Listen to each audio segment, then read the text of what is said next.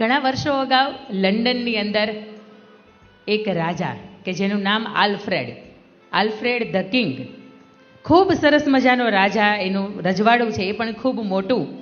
પણ બન્યું એવું કે નાનપણથી મોરશોખની અંદર ઉછરેલો એ રાજા અચાનક બધી વારસાઈ આવી ગયેલી અને એ વારસાઈને પોતે પચાવી ન શક્યો. વ્યસનોની લતની અંદર ચડી ગયો, બેજવાબદાર થઈ ગયો. રાજ્યની અંદર શું વહીવટ ચાલે છે એની ઉપર પણ ક્યાંય ધ્યાન નહીં.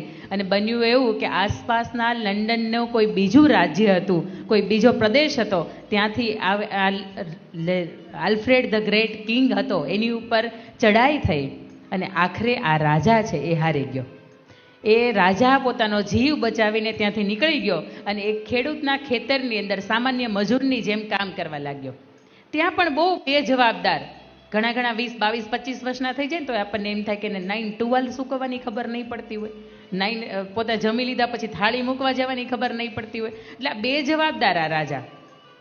અને ત્યાં ખેડૂતના પત્ની એને ઓળખી ન શક્યા. ખેડૂતના પત્નીએ એક વખત એને એવું કીધું કે હું બહાર જાઉં છું અને આ મેં ચૂલા ઉપર જે દાળ બાફવા મૂકી છે એ 4-5 સીટી થઈ જાય એટલે એને તું નીચે મૂકી દેજે. પેલો વ્યક્તિ એના વિચારોની અંદર એટલો બધો મગ્ન કે પોતે ભૂલી ગયો કે ત્યાં ખેડૂત પત્ની છે એને કામ સોંપીને ગયા છે. ખેડૂત પત્ની આવ્યા, જોયું તો કુકર તો આખું કાળું દાઝી ગયું હતું અને દાળ બફાઈ ગઈ હતી, એની અંદર કોલસો થઈ ગઈ હતી, એટલે અંદર ગંદી સુગંધ આવતી હતી.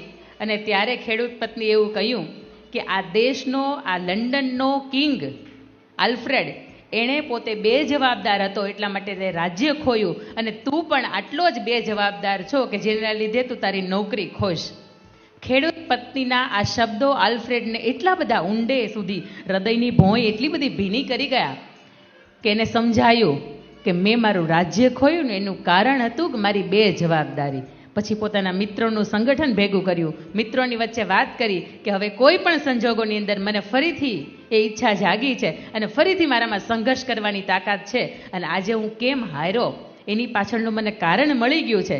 ત્યારે તમે મારી જો સહકાર આપતા હોય ને તો ફરીથી આ લંડનના રાજા ઉપર ચડાઈ કરવી છે અને ફરીથી મારી એક ગાદી પ્રાપ્ત કરવી છે. એક નાનકડો એવો વિચાર આલ્ફ્રેડને લાગી આવ્યો, પોતાનું જીવન બદલાયું અને આલ્ફ્રેડે એ કિંગ હતો એની ઉપર ચડાઈ કરી, એને હરાવ્યો અને ફરીથી પોતે બેજવાબદાર હતો એમાંથી જવાબદાર બન્યો અને પોતાની ગાદીએ બેઠો. અને આજ પછીથી દુનિયા એને the great king of London એટલે કે આલ્ફ્રેડ કિંગ તરીકે ઓળખવામાં આવે છે.